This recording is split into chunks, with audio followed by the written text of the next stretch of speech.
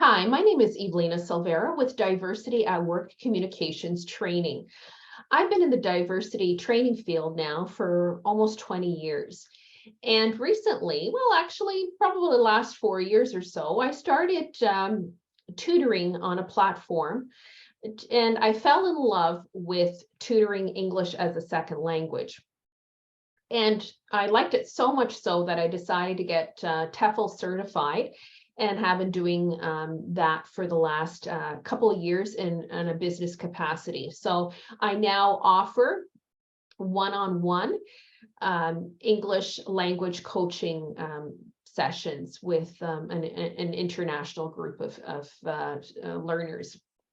So I often get asked a question about how do I sensitively approach somebody who needs language training?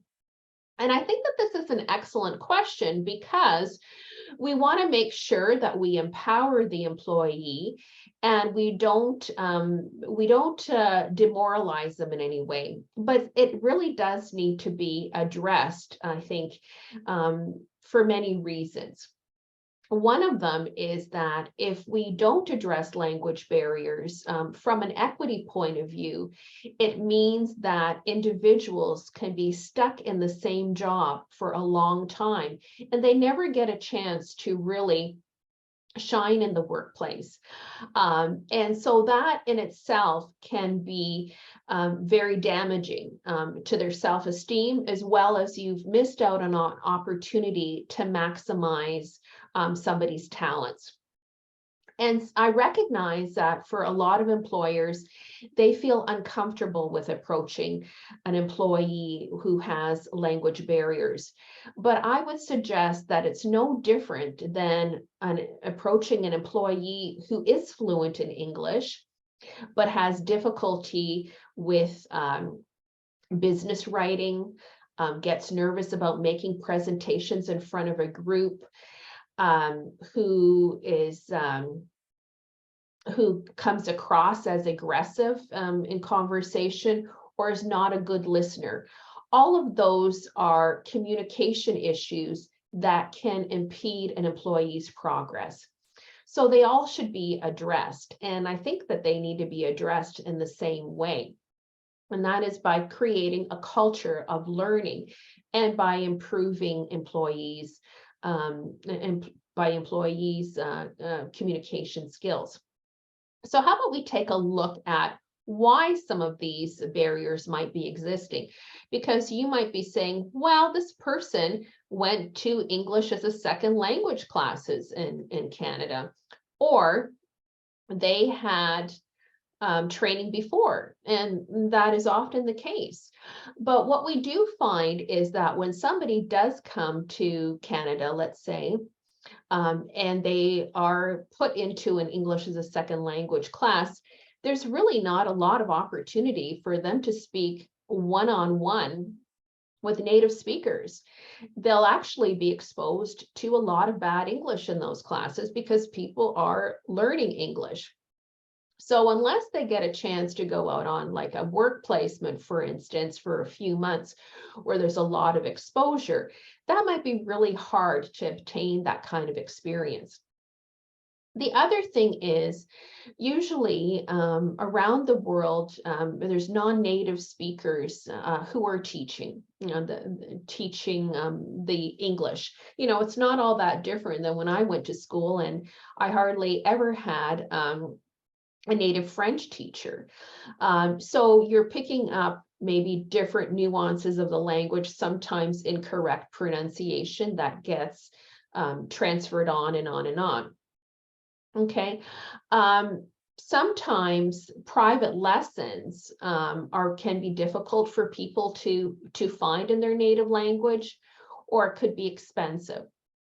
That's why sometimes platforms are very cost effective for a lot of people, but for those who are dealing, let's say, somebody from Brazil, people from Africa, other parts of the world, or Turkey, where the dollar is very devalued there, these lessons, even though they might seem kind of cheap, can be very, very expensive to have even on a platform because there's such a discrepancy between the American dollar, because these platforms are often American versus their own dollar.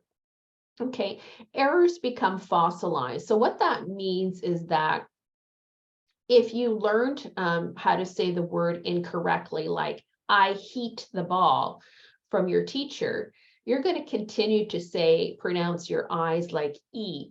And that's going to be embedded or fossilized in your head. And they say that it usually takes about 3 weeks to develop a habit. So it would probably take at least 3 weeks of working on something like that constantly to be able to remove it. And ESL classes in Canada don't emphasize a lot about speaking or pronunciation. Very little time is spent on pronunciation. And so it's not surprising that what we do often get is individuals with great writing skills, but not good, confident speaking skills or pronunciation. And that is something that's really missing from these classes, and that can be a challenge. The other is that it can be really difficult to make mental transitions between the English alphabet and, let's say, a Korean alphabet, a Farsi alphabet, an Arabic alphabet. That takes time. Even, when you look at what those letters look like and trying to spell them, trying to do that.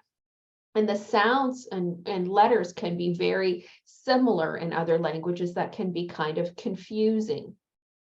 Okay, so then you get a sense of what those challenges could be. And I'm presenting those to show you that there is room for us to be empathetic about these language skills, or that might be lacking. And I'm not saying that everybody needs language training, not at all. But if people are consistently being misunderstood, if there are nuances that are misunderstood, if communication is breaking down, if you see that this person is stressed by these language interactions, or not being as involved or participating as much as they could, even though they have the skills to do that. These are all red flags that we need to probably do something to help them along. So it's really about trying to take the stigma out of approaching somebody for about their language skills. One way we could do that too is if we recognize that there could be a barrier, and we're interviewing somebody for a job, and we feel that they have all of the great qualifications for it, and we feel they could be a great employee, but we'd like to see them get a little bit clearer with their pronunciation, or maybe they need to know more about the jargon associated with a particular field, then we can propose that in the job offer and say, for instance, Mary, would you be open to taking some additional English coaching classes? We'd like to offer you them. We can offer them to you during the day or in the evening, and we could figure that out, but we'll pay that, okay? Because that will often be an issue. Who's paying for it? Because sometimes they're not very cheap.